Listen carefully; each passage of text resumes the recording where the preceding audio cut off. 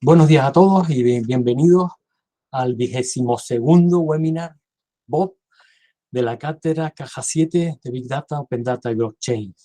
Hoy es un placer tener con nosotros a Carlos Flores, a Adrián Muñoz y a Luis Rubio para hablarnos de bioinformática, el análisis masivo de datos genómicos de la unidad de genómica del ITER del Cabildo de Tenerife.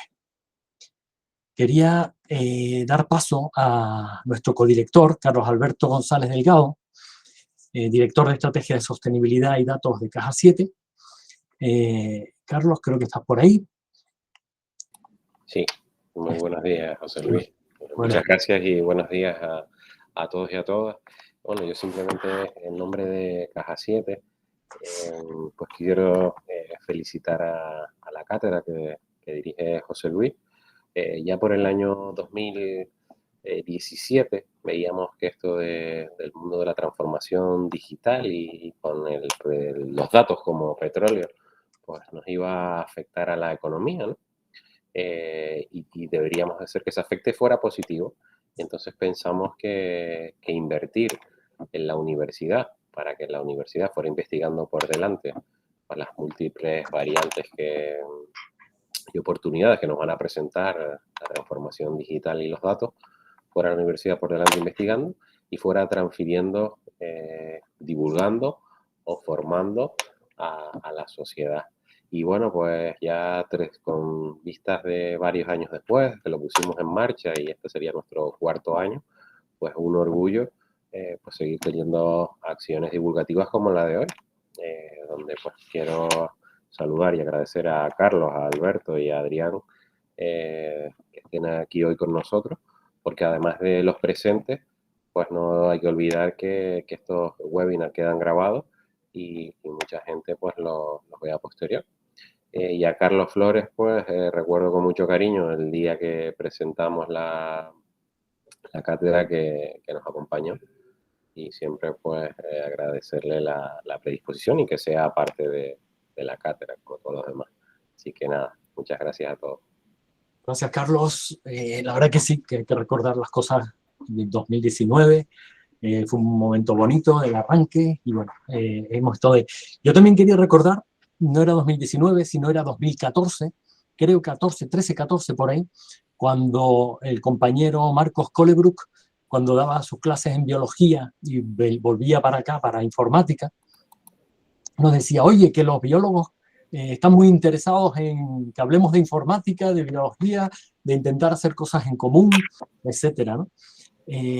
Fue por ahí cuando tuvimos los primeros contactos entre biólogos e informáticos. La verdad que es un tema de multidisciplinaridad, un tema súper importante, donde el primer hito que sacamos de ahí fue un proyecto fin de carrera de Adrián Páez, que ahora está en Cambridge, la verdad que haciendo cosas muy interesantes, que viene para acá cada 2x3 y contacta con todos nosotros y es un placer.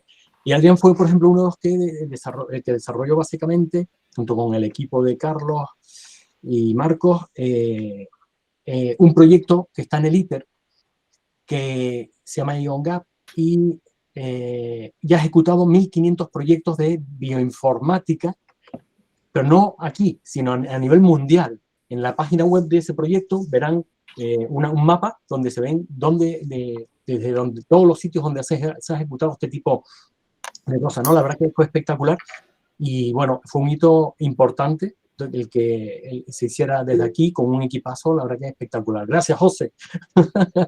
Estás en todo. Es un reconocimiento a una de las 1.000 cosas que ha hecho este grupo formado por un montón de gente, del que Carlos es su director, y la verdad que es un placer tenerlos por aquí, ¿no? Luego aparecen informáticos como el caso de Luis y Adrián, que también estuvieron una época por aquí por la universidad, de informática, y después colaborando en proyectos. Y ya para acabar, me gustaría destacar, porque lo importante de la charla de hoy es lo que es, destacar la gran labor hecha por la unidad genómica durante los años de pandemia. Ha sido espectacular lo que han hecho. Incluso el otro día hicimos una visita de la cátedra, fuimos allí a a verle, y Carlos nos comentó todo con todo lujo de detalle, y la verdad que es impresionante, una vez más, el magnífico trabajo local, regional, nacional e internacional, porque además participan en distintos consorcios internacionales de primer nivel, y eso no es tan fácil.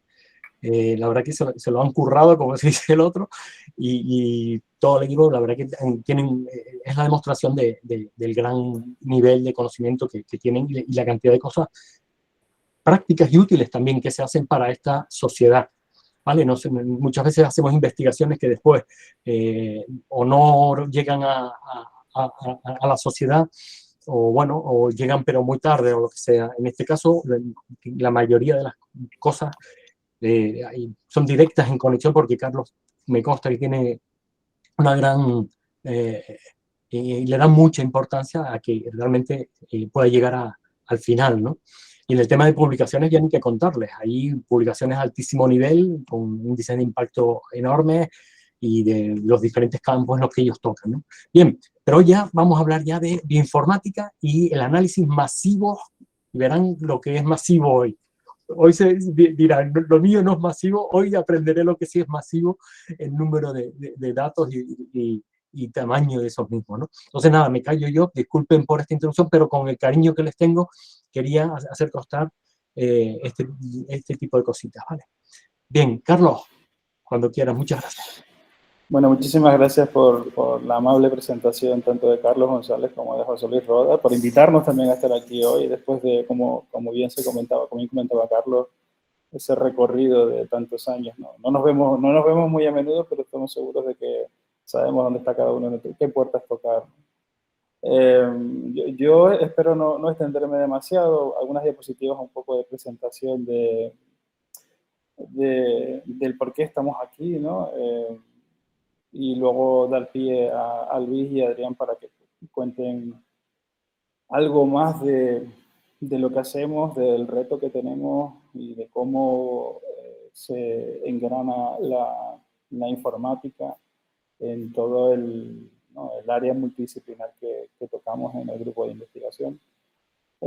Como bien comentaba Roda, pues esto es un grupo multiinstitucional y también multidisciplinar, así que la informática es más que bienvenida, es necesaria. Sin más, voy a ver si puedo arrancar la presentación y la ven, mis diapositivas. ¿Ven? ¿Pueden ver mis diapositivas? Perfectamente, Carlos. Perfecto. Bien, pues, como bien comentaba Roda, el por qué estamos aquí, bueno, nosotros somos eminentemente científicos, con un grupo de investigación, digo, multiinstitucional, que tiene un origen por allá por el 2008, ¿no? Con miembros que están en el Servicio Nacional de Salud o en la Fundación Instituto de Investigación Sanitaria de Canarias o bien en el ITER, que después de estar un tiempo haciendo academia, ¿no? Empezamos a pensar que teníamos que ir más allá, sobre todo con el desarrollo de todas estas técnicas que vamos a ver hoy, ¿no? Técnicas que están basadas o cuyo fundamento es la secuenciación masiva de secuencias de ADN, ¿no? Nuestros, digamos, objetivos transversales podemos resumirlos en estos cuatro que voy a comentar. Queremos desde un principio trasladar nuestro conocimiento a soluciones ómicas que lleguen al paciente. José comentaba el caso de toda la tarea de vigilancia genómica en la COVID-19, pero también estamos involucrados en muchas otras actividades, ¿no? Regionales, nacionales o incluso internacionales, que también han tenido y tienen impacto, ¿no? En estrategias de desarrollo de medicina de precisión. También nos interesan soluciones del mismo calibre, soluciones ómicas, pero que vayan a otros ámbitos de activación. Igualmente, en este caso son transferencias, ¿no? Transferencia a la sociedad, pero con objetivos más a estudios ambientales o estudios industriales, ¿no? Donde podamos aportar con nuestra tecnología y nuestro conocimiento. En resumidas cuentas, hacer I+D al más alto nivel en genómica en las islas, y eso lo conseguimos en parte gracias, por supuesto, al personal que tenemos, a los equipos de trabajo, pero también porque disponemos de unas infraestructuras que son únicas en toda Canarias y se cuentan seguramente con los dedos de una mano y sobran dedos a nivel nacional. Y por último, y como no podía ser de otra manera, pues también contribuir a la formación especializada, ¿no?, en la región, particularmente en el contexto de la bioinformática y la genómica. ITER tiene un recorrido mucho más amplio que nosotros. ITER está aquí hace más de 25 años.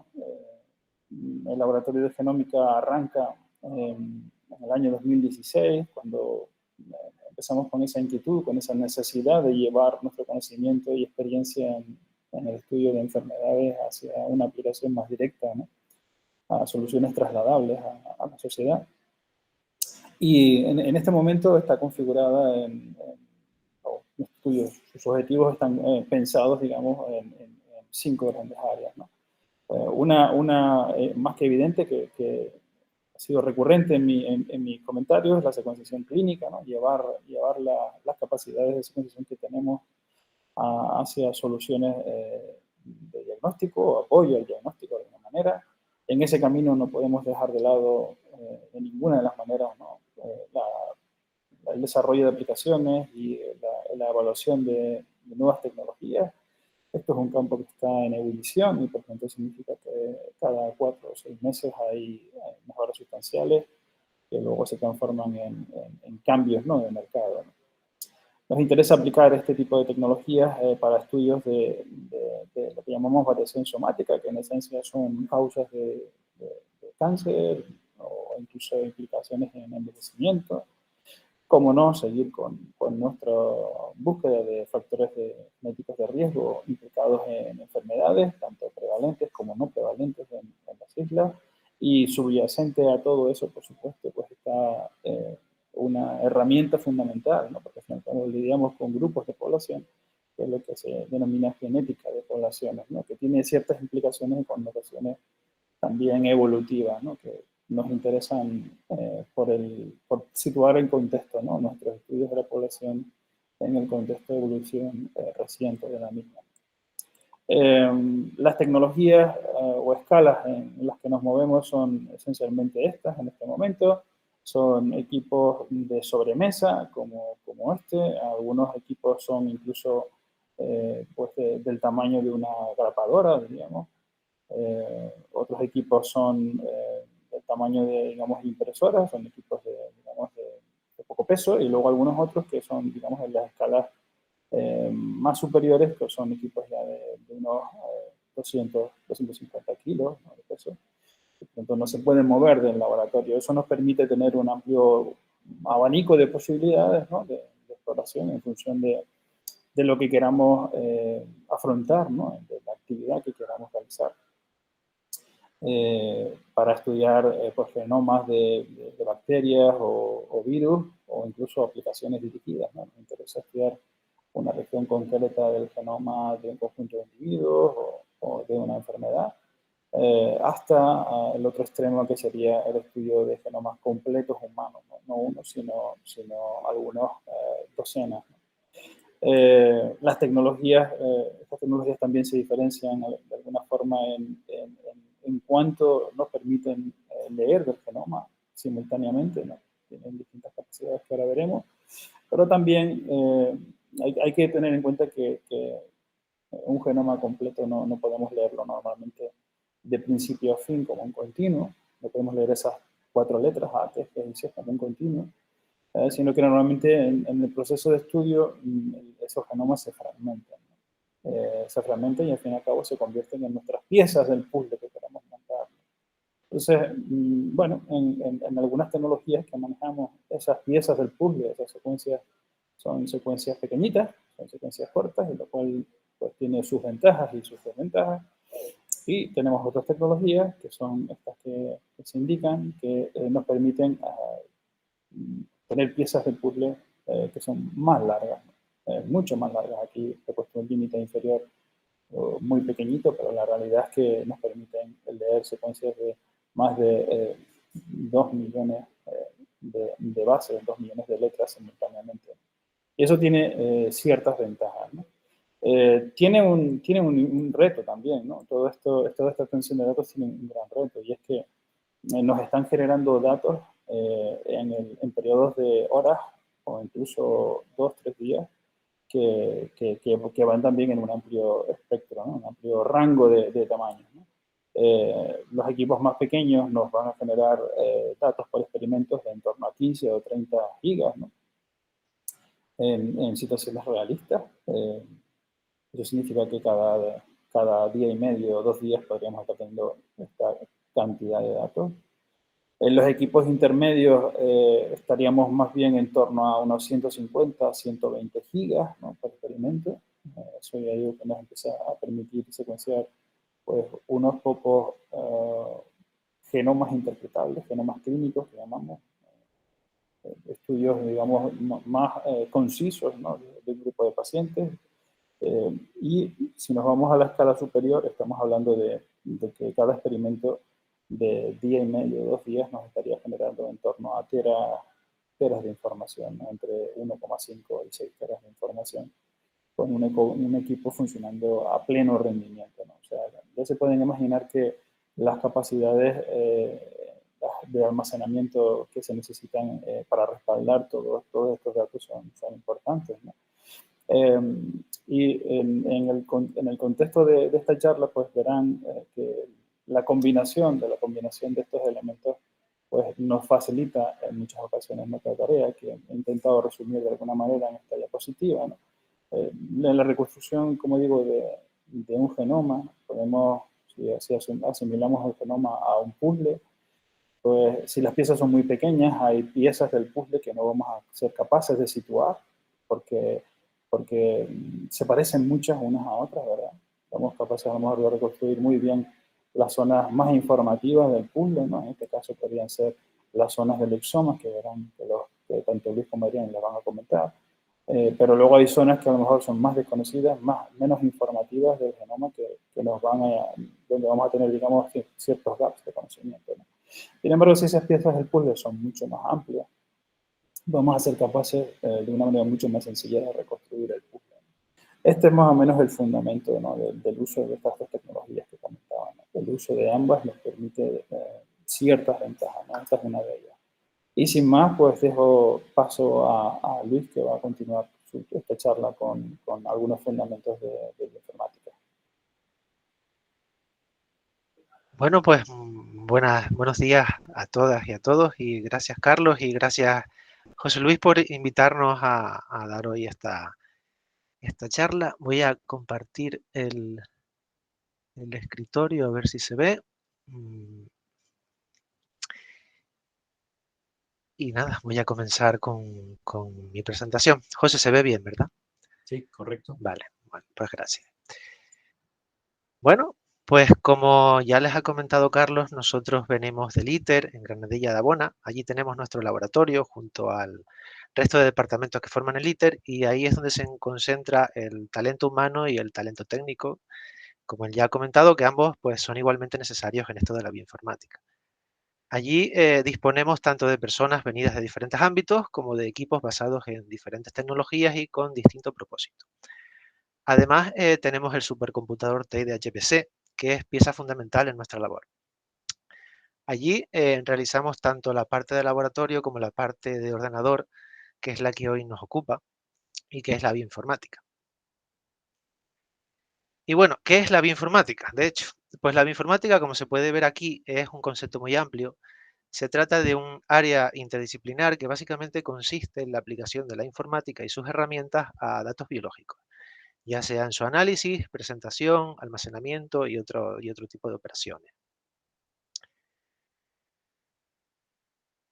A la bioinformática, como ya hemos dejado caer en lo que hemos contado hasta ahora, se puede acceder desde muchos perfiles diferentes, porque como hemos dicho es un área multidisciplinar. Nosotros, por ejemplo, en nuestro equipo tenemos biólogos, biólogas, una médica, una licenciada en farmacia, un químico, y también tenemos informáticos como somos Adrián y yo. que hace no tanto tiempo estábamos sentados en la Facultad de Informática recibiendo clases de José Luis Roda. Y bueno, entonces se puede llegar a ella desde multitud de perfiles, pero ¿se puede recibir información específica de bioinformática en España? Pues la respuesta es que sí. Como área de la ciencia en nuestro país, está creciendo tanto la oferta como la demanda de títulos universitarios oficiales que formen en bioinformática, combinando perfiles técnicos y perfiles biológicos. De esta manera, hay disponibles tanto grados como sobre todo máster que son ofrecidos por diferentes universidades que son oficiales y que además están centrados en bioinformática. Yo, por ejemplo, cursé un máster no presencial en la Oberta de Cataluña y la Universidad de Barcelona. Otra posibilidad para formarse en bioinformática puede ser la realización de estudios de doctorado en esta materia, siempre que uno encuentre docentes formados e interesados en esta rama. Y un gran apoyo para los estudiantes de bioinformática es lo que se conoce como el RSG. RSG Spain es un grupo regional de estudiantes de bioinformática en España, reconocido por el ISSB, que es la Sociedad Internacional de Biología Computacional. Es un grupo sin ánimo de lucro y que tiene como objetivo acercar a jóvenes que trabajan en las áreas de biología computacional y bioinformática. Con este objetivo se organizan simposios, talleres y cursos para compartir conocimiento y experiencias y así como ofrecer oportunidades de formación laborales y posibles colaboraciones que se pueden llevar a cabo. Adrián y yo formamos parte de esta organización, de este grupo, desde el año 2018. Y bueno, la bioinformática, pues como ya ha comentado Carlos, abarca muchas áreas de investigación, algunas muy importantes como la secuenciación del ADN, es decir, leer la secuencia del ADN de los distintos organismos, así como, por ejemplo, medir, por ejemplo, la biodiversidad o analizar la evolución y el origen y pronóstico de enfermedades como el cáncer, entre otras. También hay áreas más transversales como son el desarrollo de algoritmos de análisis, visualización y representación de datos, el manejo eficiente de datos y resultados o el manejo de bases de datos, por ejemplo. La primera área de investigación que les he comentado, de hecho, en la diapositiva anterior, es la secuenciación del ADN. La secuenciación del ADN significa lo que es lo que ya ha comentado Carlos, determinar el orden de los 4 componentes básicos químicos llamados bases o nucleótidos que forman el material genético. Esto tiene muchas aplicaciones que algunas de ellas las estamos viendo de hecho todos los días desde hace no mucho tiempo, como es la microbiología y la vigilancia epidemiológica con la COVID-19. También tiene otros tipos de aplicaciones como el análisis forense en pruebas de paternidad, diagnóstico genético en cáncer y enfermedades raras e incluso en la industria agroalimentaria. También la secuenciación del ADN nos permite realizar estudios poblacionales, como ya Carlos ha comentado, o evolutivos en las diferentes poblaciones y estudiar así cómo las poblaciones se distinguen entre ellas. Algunos de estos análisis que les he nombrado son los que llevamos nosotros a cabo en el laboratorio de genómica y que Adrián pues, les contará más adelante. Y bueno, estamos hablando de bioinformática, pero ¿en qué momento surgió la bioinformática y cuál fue su camino para llegar al punto en el que está ahora? Bueno, no relataré todos los eventos que aparecen aquí en esta línea temporal, pero como se puede ver, no ha transcurrido tanto tiempo entre ellos. Evidentemente, cuando se descubrió la molécula de ADN en el 1869, aún no se hablaba de bioinformática, pero la mayoría de estos acontecimientos han sucedido en una ventana temporal de menos de 100 años. Dos de ellos han tenido especial relevancia en la evolución de la bioinformática hacia lo que conocemos hoy en día. Estos son el proyecto del genoma humano y la llegada de la secuenciación masiva o NGS de Next Generation Sequencing. Y bueno, como dijimos antes, el genoma está compuesto por 4 componentes esenciales, sencillos, denominados bases o nucleótidos, que se ordenan en una larguísima secuencia y que en el caso de los humanos está formado por unos 3.000 millones de unidades. Esta larga cadena contiene información compleja que está codificada como si se tratara de un código informático representado por estas 4 letras que representan las diferentes bases, en lugar de los típicos ceros y unos que tendríamos en informática. De esta manera, Los genes los podemos definir como unidades de información localizadas en el genoma y que contienen información suficiente que las células son capaces de interpretar para fabricar proteínas. Las proteínas son las moléculas que desarrollan las funciones bioquímicas de las células. Entonces, secuenciar el ADN es leer el orden de estas bases que componen el ADN y interpretar dicha secuencia. Y bueno, esto fue lo que se hizo en el proyecto del genoma humano, un proyecto que duró más de una década y que dio lugar al primer borrador de la secuencia del genoma humano. Este fue un hito muy importante en la historia y que permitió que surgieran disciplinas como la genómica y la bioinformática, que es lo que estamos tratando aquí hoy. Y bueno, otro hito importante fue la aparición de las tecnologías de secuenciación masiva, de las que ya ha hablado Carlos hace un momento. Tradicionalmente, pues, desde los años 70, el método universal para la secuenciación del ADN era el conocido como secuenciación de Sanger, que en esos años supuso una revolución importante en la genética humana. Sin embargo, en los últimos años se han desarrollado nuevas plataformas de secuenciación masiva o de nueva generación, que bueno, se llaman de nueva generación aunque ya están asentadas en el mercado. Estas plataformas son capaces de generar paralelamente y de forma masiva millones de fragmentos de ADN de diferentes muestras en un único proceso de secuenciación, elevando significativamente el rendimiento y a un menor coste, ofreciendo ventajas significativas respecto a los métodos aplicados tradicionalmente. Generalmente, en la secuenciación del ADN, como ya Carlos comentó, el ADN se fragmenta y se somete a varios procesos y se lee muchas veces, es decir, se secuencia. En función del tamaño de estas lecturas, existen diferentes tecnologías en el mercado. La tecnología de lectura corta es la más extendida, comandada por la casa comercial Illumina, y es la que se utiliza predominantemente. Esta tecnología tiene una alta fiabilidad y un coste bajo por base, aunque presenta una serie de desventajas. Las lecturas, como ya se ha comentado, al ser pequeñas no permiten detectar variación estructural, es decir, variación grande, o tienen dificultades para alinear con regiones que son altamente repetitivas en el genoma. Y bueno, por otro lado, están las tecnologías de tercera generación, que ofrecen un tamaño de lectura más largo y que resuelven estos problemas, pero presentan una tasa de error algo más elevada. Esta tecnología, la tecnología de tercera generación, también permite disminuir los tiempos de secuenciación o incluso la secuenciación en tiempo real. Los costes por bases no son tan bajos como en las tecnologías de lecturas cortas, pero cada vez se están haciendo con una cuota de mercado más amplia. Y bueno, a lo largo de la historia se han desarrollado diferentes proyectos relacionados con la secuenciación del genoma.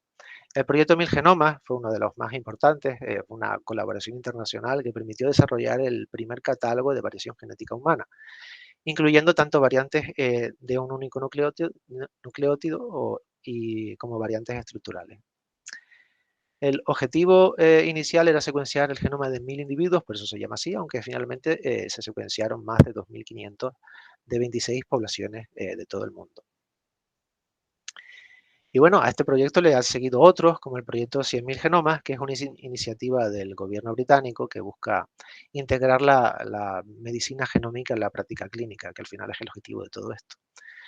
Para ello, se secuenció en este caso el genoma de más de 100.000 individuos con cáncer y enfermedades raras.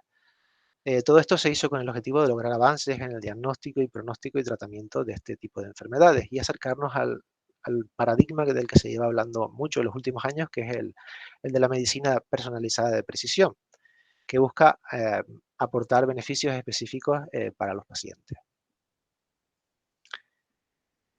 Y bueno, aunque hace 21 años que se publicó el primer borrador del genoma humano, el cual fue un gran logro biotecnológico y que abrió un gran abanico de posibilidades en el ámbito de la medicina. Ciertas regiones de algunos cromosomas no pudieron ser secuenciadas de forma precisa, debido en gran medida a su complejidad, la cual pues era inabordable con las tecnologías disponibles en ese momento. Pese a las sucesivas actualizaciones y mejoras en esta secuencia de referencia del genoma humano, que es la que se utiliza como secuencia comparadora en los estudios genómicos para detectar variación frente a esta, las regiones incompletas pues, han permanecido sin resolverse a lo largo del tiempo.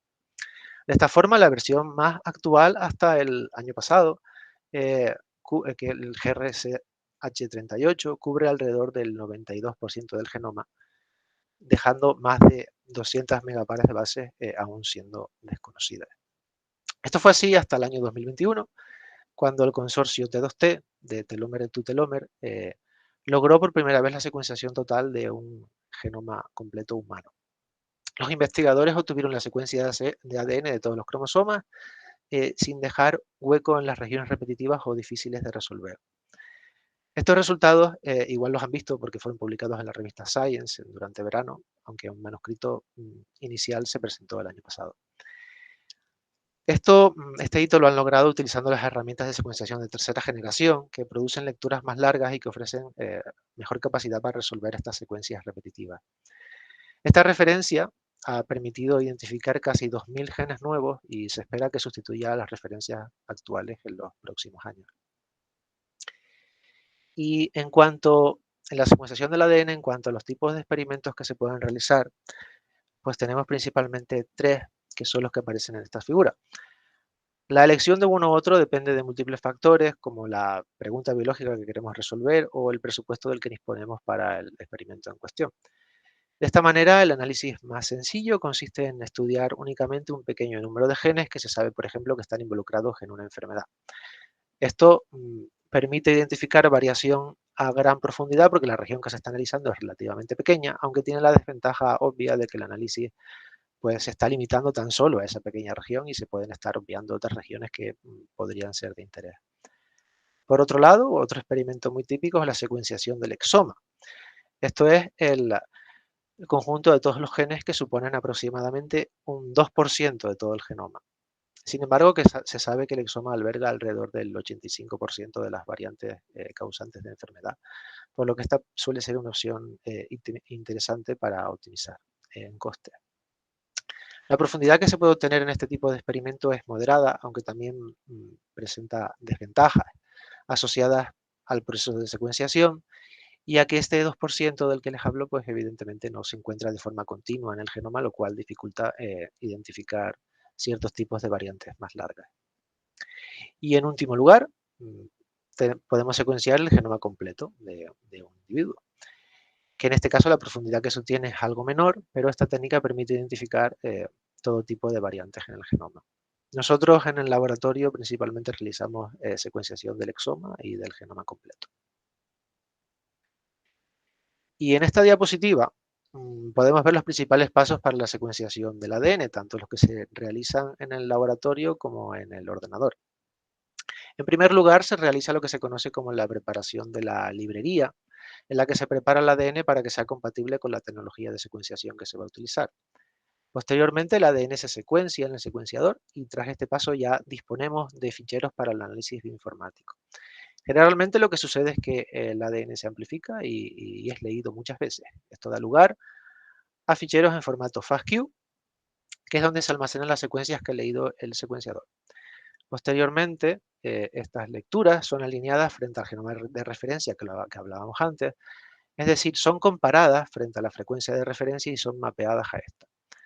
Tras este mapeo al genoma de referencia se obtiene un fichero en formato BAM o SAM con las secuencias alineadas que pasa por una serie de procesos hasta que se le realiza el conocido como llamado de variantes o variant calling. En este punto lo que se hace es identificar las diferencias de la secuencia que estamos analizando frente a la secuencia de referencia. Esto da lugar a un fichero en formato VCF en el que se codifican las diferencias de nuestra secuencia respecto a este genoma de referencia. Las variantes finalmente se anotan en el VCF mediante herramientas especializadas, de forma que se le añade metadatos y otra información funcional. En un último paso, además, se puede realizar un filtrado o priorización de variantes, de forma que únicamente nos quedemos con aquellas que nos interesan en base a algún criterio. Como ven, hay muchas herramientas y muchos pasos involucrados.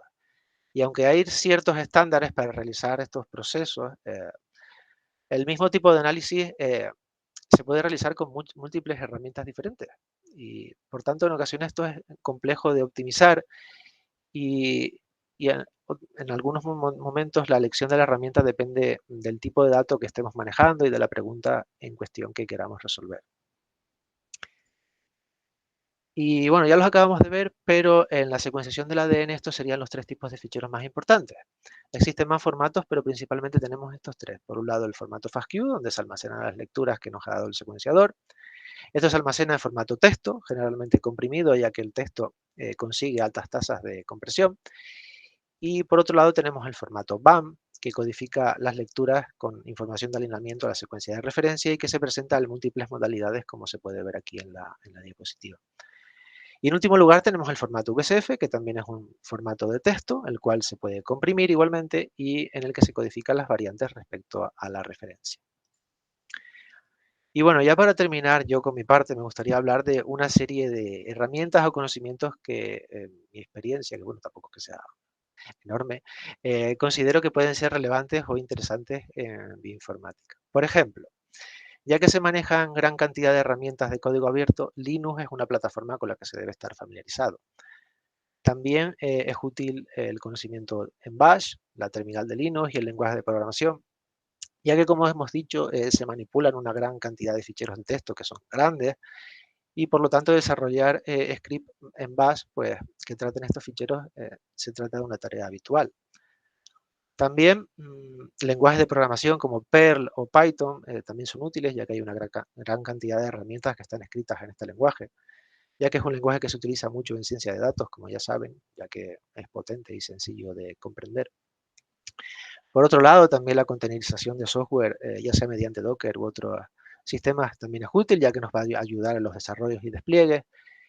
Y también existen lenguajes específicos para el desarrollo de pipeline, de bioinformática, para procesar datos, como pueden ser Nextflow, que les he puesto aquí, que es uno de los más utilizados en este momento, en la actualidad. También he querido destacar R, que es la herramienta estadística por excelencia, ya sea para generar gráficos o para realizar todo tipo de estudios estadísticos con nuestros datos.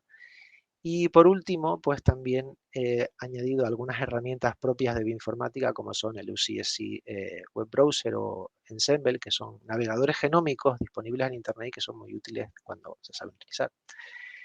Pero como ya he dicho, pues hay muchas más herramientas y estas son solo algunas de ellas. Y bueno, ya para sí que terminar de verdad, quería hablar de lo que serían las habilidades que pueden ser de interés para alguien que quiera iniciarse en bioinformática. Algunas son bastante evidentes, como los conocimientos biológicos en programación o en ciencia de datos, pero me gustaría centrarme en las que no están escritas aquí. Y es que, como dije al principio, esta es un área interdisciplinar, entonces hay que estar dispuesto a trabajar en equipo, a fiarte de lo que te den y no solo eso, sino que además es recomendable no solo quedarte con el dato que te dan, sino también interesarte por cómo el dato que tú recibes ha llegado hasta ti. ¿Qué son los datos, qué procesos han seguido esos datos hasta que han llegado hasta ti? Y cómo y por qué, cuál es el objetivo de lo que se espera conseguir de estos datos. Al final con esto llegamos a otra habilidad que es la de comunicarse. La comunicación es importante en mi informática no solo para expresar lo que se está haciendo, sino porque hablar con tus compañeros sobre lo que hacen ellos también puede influir positivamente en lo que haces tú. Yo, bueno, yo como bioinformático me siento más seguro en el silencio detrás de la pantalla, así que con esto ya termino y dejo paso a Adrián, que les contará más en detalle lo que hacemos en el laboratorio diariamente. Muchas gracias. Vale, voy a ir presentando yo. A ver.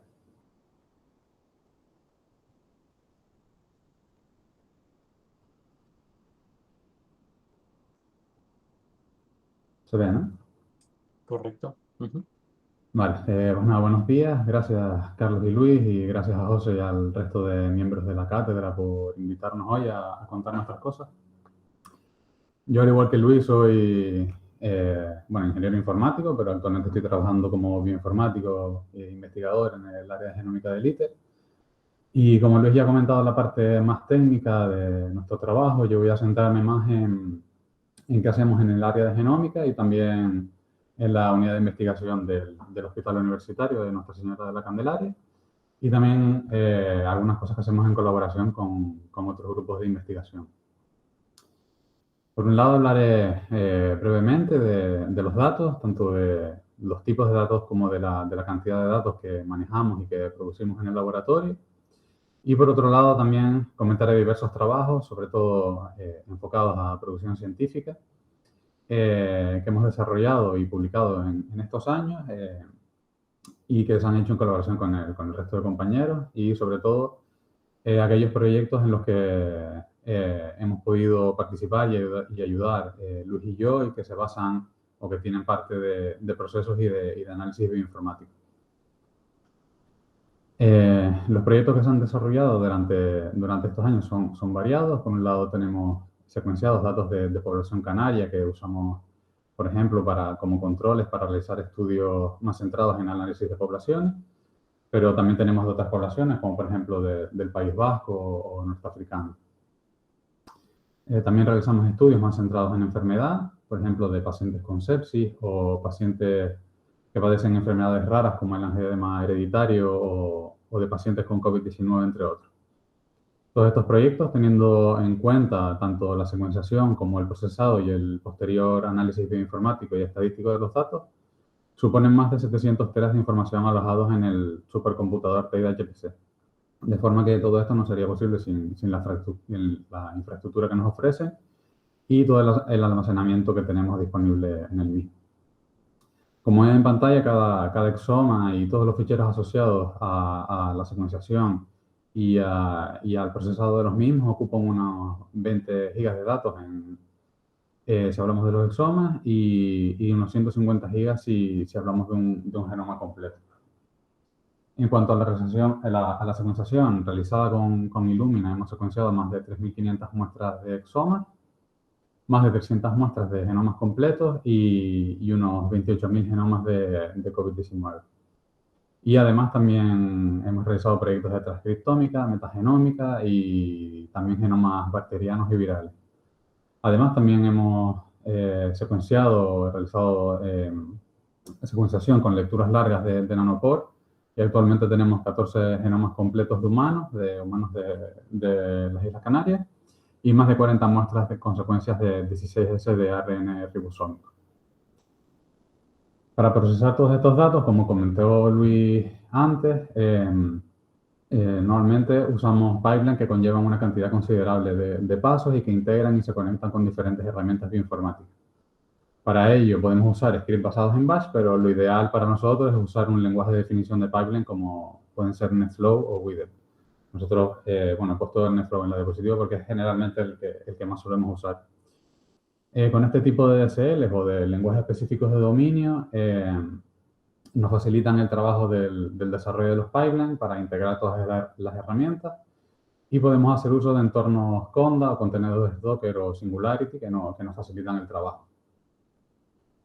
Por ejemplo, con NetFlow podríamos definir un pipeline para el procesado bioinformático de genomas completos o de exomas, como el que explicó Luis antes. Y en este caso seríamos el conjunto de herramientas de GATK y podríamos lanzar, gracias a cómo funciona NetFlow y a cómo nos deja configurar la herramienta, podríamos lanzar trabajos en paralelo usando uso del gestor de colas de Slurm sobre TEID HPC, que es en el caso es como lo usamos nosotros. Y bueno, GATK es básicamente un conjunto de herramientas y útiles para procesar y realizar el variant calling a partir de las lecturas obtenidas mediante la secuenciación.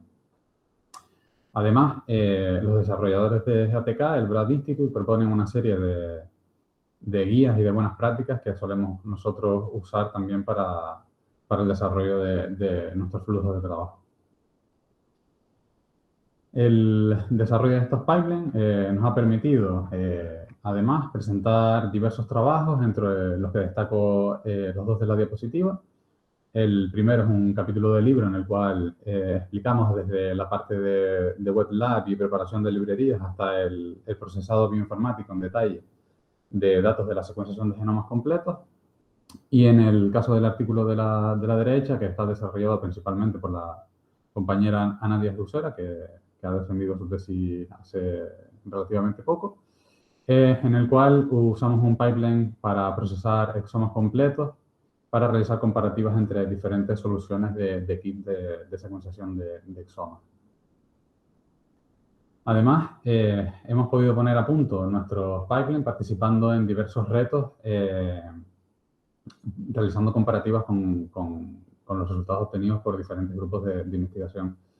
Estos retos los propone el grupo Precision FDA de la Agencia de Alimentación y Medicamentos de los Estados Unidos y en él participan grupos y empresas a nivel internacional, como dije. En el caso de los retos en los que hemos participado, que se llamaban Truth Challenge, consistían en usar nuestros pipelines para realizar comparativas y detectar variación en muestras de referencia mediante lecturas cortas y largas, evaluando principalmente genes relevantes a nivel clínico y regiones difíciles de mapear.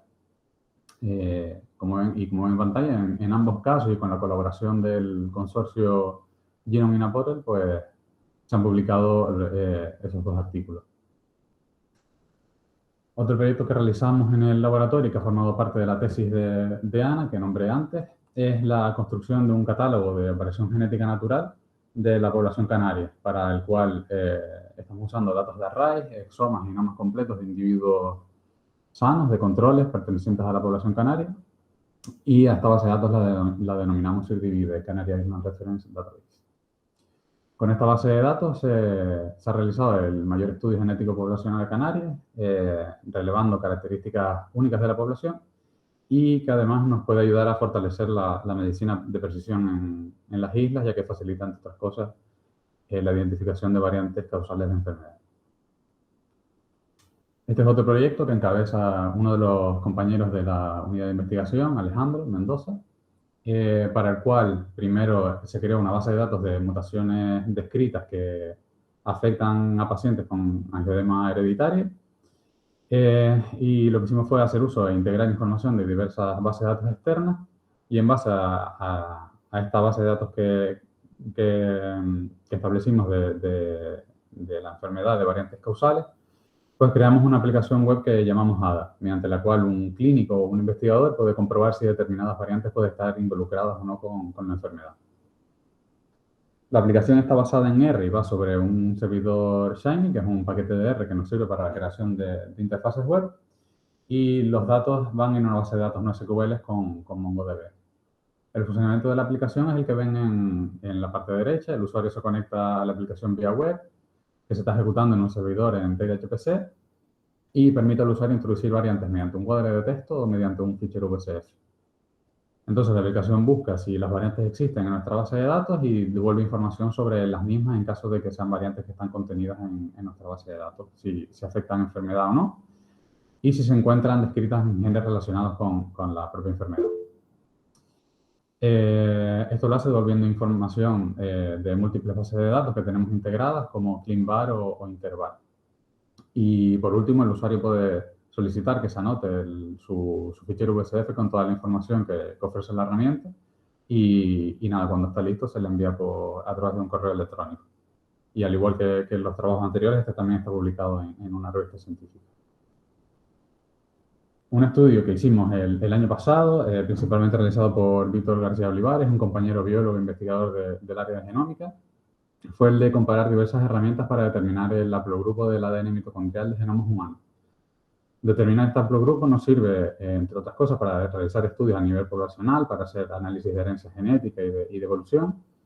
Y para ello lo que hicimos fue usar datos que tuviéramos secuenciados de exomas y de genomas completos con Illumina y de genomas completos con Nanopore. De forma que, por un lado, determinamos qué herramienta era más precisa, y vimos que además éramos capaces de determinar el haplogrupo con los tres tipos de tecnología. La imagen de la izquierda es una representación del genoma circular del ADN mitocondrial para una muestra en específica, y como de cubierto quedaba el mismo con las tres estrategias. Y como vemos, en todos los casos conseguía cubrir todo el mitogenoma. Y además, actualmente está en revisión un artículo en el cual se usan estos resultados para analizar mediante los exomas el mitogenoma de la población canaria. También hemos estado haciendo un estudio similar, pero con el cromosoma Y, que ahora mismo hay un preprint publicado, en el que también realizamos comparativas de diferentes herramientas para determinar el haplogrupo, en este caso del cromosoma Y, usando igualmente las tres mismas tecnologías: exomas y genomas completos de Illumina y genomas completos de Nanopore, en este caso solo de muestras de hombres. En la imagen superior era una representación del cromosoma Y y de las coberturas que obtenemos con las tres tecnologías. Como hemos dicho varias veces, durante el periodo de pandemia se ha realizado un esfuerzo bastante grande en realizar un seguimiento genómico de la COVID-19 en Canarias. secuenciando genomas del virus y llegando a un número de más de 28.000 muestras de secuencias del virus provenientes de toda Canarias. Mediante estas secuencias podemos estudiar las variantes asociadas al virus y establecer linajes. Esto lo hacemos para saber qué variante está circulando en cada momento en las islas y para poder llevar un control y un seguimiento del virus. Para ello, usamos dos pipelines en paralelo. Por un lado, el pipeline de Dragon, que es un software desarrollado por la casa de Illumina. Y por otro lado, Viral Recon, que es un pipeline desarrollado en NetFlow por el NFCore, que es una comunidad de desarrollo de flujos de trabajo bastante potente, centrados en NetFlow. En estos últimos meses, además, hemos trabajado en la secuenciación y el análisis bioinformático de Monkeypox a raíz del brote ocurrido en Europa. Y para ello secuenciamos, tanto con Illumina como con Nanopore, muestras de un paciente infectado con el virus. Un poco por explicar el proceso que realizamos. En el análisis bioinformático realizamos primero un paso de scrubbing en los dos casos para quedarnos solo con las lecturas del virus y eliminar las que puedan ser de humano o de bacterias. Y en paralelo realizamos dos análisis, uno únicamente con las lecturas cortas, mapeando contra la referencia y generando la secuencia consenso, y otro haciendo un ensamblado híbrido usando los datos de las dos tecnologías de secuenciación. Y con estas secuencias podemos hacer estudios de análisis filogenético, como el que ven en pantalla, pudiendo establecer el linaje y el clado al que pertenece la secuencia. Un poco por ir terminando y por hablar de la parte que más nos toca a Luis y a mí, voy a comentar brevemente, bastante breve porque es complicado en tan poco tiempo, las tesis doctorales en las que estamos trabajando los dos. Mi tesis, llamada Ensamblado de nuevo de genomas humanos de las Islas Canarias, estamos usando datos de genomas completos de lecturas cortas de Illumina y genomas completos de lecturas largas de Nanopore. Y lo que hacemos es intentar reconstruir todo el genoma sin necesidad de usar una referencia externa. Se basa en, a partir de las lecturas largas, intentar superponer fragmentos de ADN que sean similares, de forma que mediante esta similitud se conectan fragmentos en secuencias continuas más largas que llamamos contigs, como el que ven en la diapositiva. Y posteriormente podemos hacer uso de las lecturas cortas para corregir y completar en la medida en la que sea posible los contigs que hemos obtenido. Esto es útil porque gracias a estos procesos podemos generar unas referencias para especies que no dispongan de una o que tengan referencias que están incompletas, pero también para poblaciones humanas, como en este caso, que tengan características distintivas y para las cuales las referencias disponibles no son del todo representativas. Por lo tanto, como decía Carlos al inicio de la presentación, lo que intentamos es usar las piezas que tenemos para montar el puzzle, pero sin disponer de la imagen del puzzle ya montado. Y en el caso de la tesis de Luis, que se basa en la caracterización de la variación estructural en las poblaciones humanas de Canarias, y bueno, aunque seguramente lo explicaría mejor que yo, brevemente consiste en utilizar lecturas cortas de Illumina para determinar la variación estructural presente en individuos controles de la población canaria, y ya tenemos secuenciados en el laboratorio. Y este tipo de variación la podemos dividir en deleciones, inserciones de gran tamaño, duplicaciones, inversiones, traslocaciones y variaciones en el número de copias. Y realizar este proceso es algo más complejo de determinar usando la tecnología de Illumina de lecturas cortas, debido a que estas variantes afectan a regiones más amplias del genoma. Y, por tanto, el objetivo sería el de establecer un catálogo de variación estructural para esta población similar al que hicimos con variación puntual.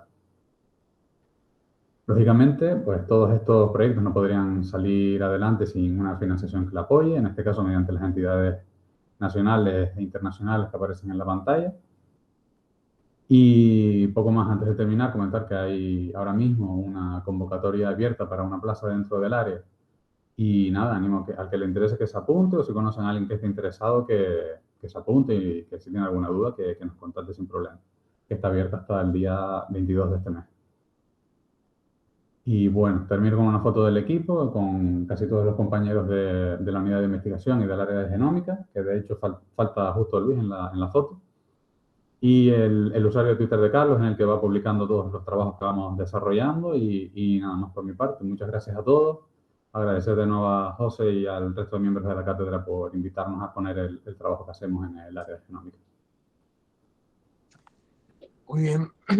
Muy bien, muchísimas gracias Carlos, Luis y Adrián. No sé si Carlos, bueno, si hay preguntas las pueden ir haciendo por el chat y las trasladamos. y si no, pues comentar. Carlos, no sé si quieres comentar algo de lo que Luis y Adrián, por redondearlo. Bueno, realmente creo que ellos han intentado trasladar de una manera general, ¿no?, el objetivo en distintos ámbitos del área, ¿no? Ya habrán visto, habrá apreciado que tenemos enfoques muy básicos, ¿no?, dirigidos a evaluar herramientas, a probar herramientas, a desarrollar herramientas y ver cómo se combinan esas herramientas desde el ámbito de la bioinformática, desde el ámbito de la biotecnología, de la biomedicina en general. Que luego escalamos hacia estudios en agentes infecciosos, sobre todo con la punta de lanza, ¿no?, de la COVID-19, pero realmente estamos involucrados también en otras áreas infecciosas. Y en la búsqueda en la identificación digamos, de factores genéticos de enfermedad, ¿no?, tanto para asistir, como bien se ha comentado, con alguna herramienta en el diagnóstico, como para la identificación de nuevos genes implicados en la enfermedad. Creo que se ha hecho un buen resumen y espero que lo que se aprecie es que somos un equipo joven, somos un equipo de no muchas personas, a pesar de todo el trabajo que se realiza, y que estamos encantadísimos, ¿no?, de que se nos acerque gente nueva con inquietudes del ámbito biomédico, informático, ingeniero, que sea, ¿no? Estamos encantadísimos de recibirlo. Vale. Carlos, una pregunta que siempre, bueno, que muchas veces hemos hablado incluso, y no sé cómo sigues viéndolo, imagino, pero te quiero hacer la pregunta de, a ver, con todas las relaciones que tienen en los diferentes ámbitos, ¿no?, locales, internacionales, etcétera, etcétera, siguen echando de menos una formación, bueno, Luis lo comentaba antes, ¿no?, los distintos sitios de donde se pueda estudiar bioinformática, etcétera. ¿Crees que deberíamos, en la Universidad de La Laguna, hacer un esfuerzo por meter este tipo de línea, este tipo de tal? Porque hay cancha realmente, ¿no? Porque o sea, yo lo veo clarísimo, Sí, yo creo que el mapa de situación que comentaba Luis, por ejemplo, me parece muy revelador, ¿no? O sea, creo que ahora mismo la bioinformática es una herramienta transversal, ¿no? Creo que ahora mismo es difícil concebir, yo creo que casi ninguna ciencia, ¿no?, ningún ámbito científico sin que exista de fondo la necesidad de estadística y de cómputo, dicho de otra manera más, digamos, todavía de más bajo nivel, ¿no? Y eso significa que en el campo de la biomedicina, ¿no?, o de la medicina de precisión, más específicamente, es fundamental, ¿no? O sea, podemos llevarlo a distintos terrenos, podemos llevarlo a terrenos más básicos, podemos llevarlo a terrenos más relacionales, pero la necesidad existe. ¿El cómo hacerlo? Pues la verdad que no sé si es más razonable hacerlo de una manera más transversal, ¿no?, introduciendo en algunas asignaturas que tienen en las distintas carreras, ¿no?, alguna relacionada con la estadística en la informática, ¿no?, o una mezcla de ambas, ¿no? O si por el contrario tiene